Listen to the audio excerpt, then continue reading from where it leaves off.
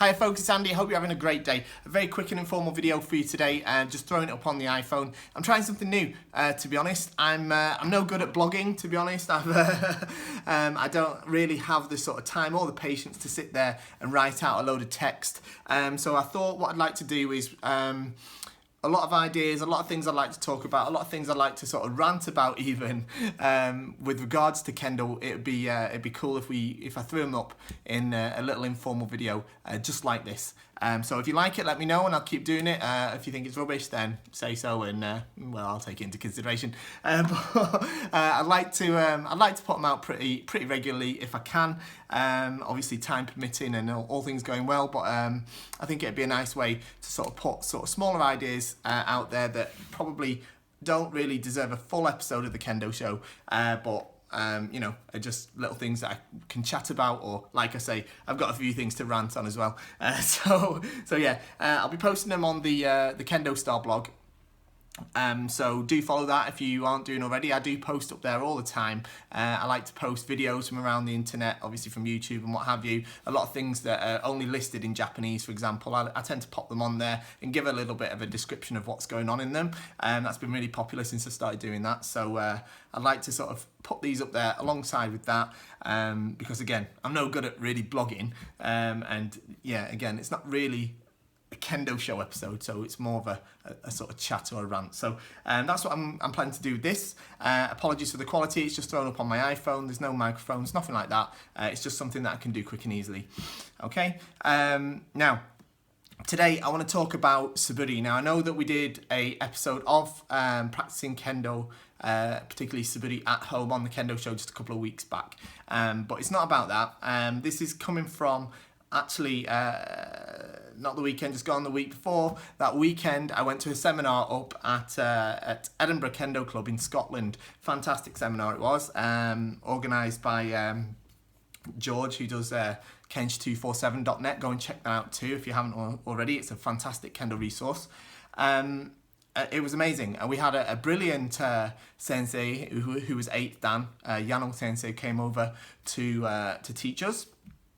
And what I want to talk about is a conversation that I had with Yano sensei after the seminar, certainly after the Saturday anyway, whilst we were having a meal in the evening. And he was, we were sort of theorising really about Suburi, well he was, and we were talking about the sort of history of it, funnily enough, and how that relates to modern Kendo practice. Now obviously there's a well-known bad habit in Kendo, which is often talked about, especially amongst sort of higher level teachers, which is after hitting men, the hands bouncing up like this, which isn't a good habit because we shouldn't be bouncing the shinai like this. And obviously if you have your hands over your head like this, it's very easy to sort of be put off balance and potentially injure yourself. Now, why this connects to Suburi is he was talking to me about, he was looking at some really old Kendo texts, you know, like textbooks from when Kendo used to be taught in the Budo Senmon Gakko in Japan. The old martial arts school doesn't exist anymore. It was actually from George at Kens247 that he'd been introduced to these books. So if you've got an interest in Kendo history, definitely go and check out Kens247.net, because George is a really sort of keen scholar on that sort of thing, and there's loads of information about it. Anyway, so Yano sensei was looking at these books and he was noticing that actually they talk very little about Suburi. They talk a lot about techniques or other practice methods, but he said that he felt that the descriptions of Suburi or practice swings were somewhat lacking. And he theorised that potentially they didn't actually practice Suburi certainly not to the extent that we do these days.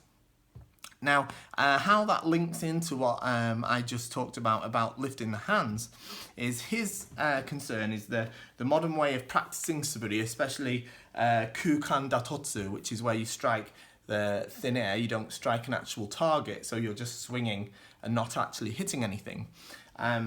Especially if that's done too quickly, or if you do many repetitions, it can encourage us. I'm just got one of my kids' shinais here. It's just a short one, but you get the idea. If you do many repetitions or too quickly, you have a tendency to kind of get through a man, man, man, man, man, man, man, man, man, man, like this. And this sort of bouncing or pulling back, he actually said, he didn't really say bouncing, his words were pulling back with the right hand, sort of fall into a habit.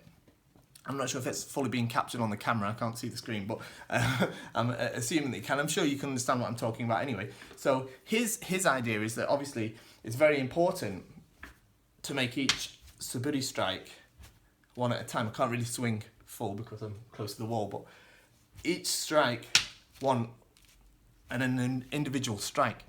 And that he encourages that by actually practicing Suburi in pairs. I'm sure you've probably done it yourself if you've got a bit of experience in Kendo. One person holds the shinai like this, the other person strikes the shinai. Now, of course, you've got to be careful not to hold it too close to your head because you'll get hit. But because it gives the students something to actually strike. So they get the impression of actually striking and hopefully don't ingrain this image of pulling the shinai back.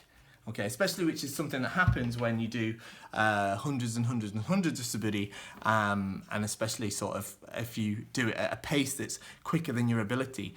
Now, obviously this sounds like basic stuff that you've been told before, I'm sure, but it's funny because I've definitely seen it myself. The time I spent in Japan, the time I spent teaching kids Kendo in Japan, high school kids as well.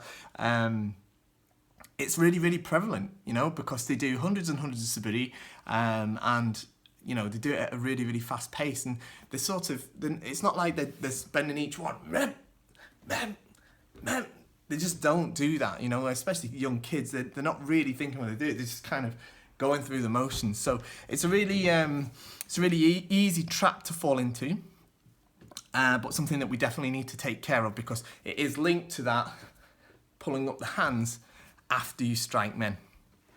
Okay, so I just wanted to share that with you. That's just the first of many ideas that I've got. I thought it was quite kind of interesting that I had that sort of interaction with Yano Sensei, and I thought it'd be nice to share it with everyone.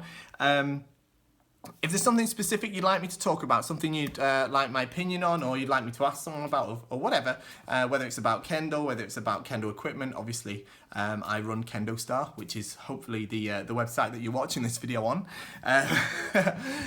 which is obviously a Kendo equipment website that is basically keeping us in business, keeps the lights on.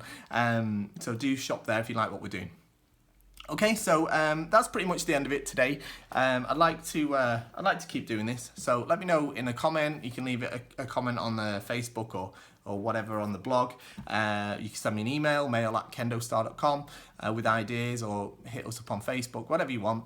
If you've got a question, but I will try and keep these coming. And yeah, other than that, I'll see you next time.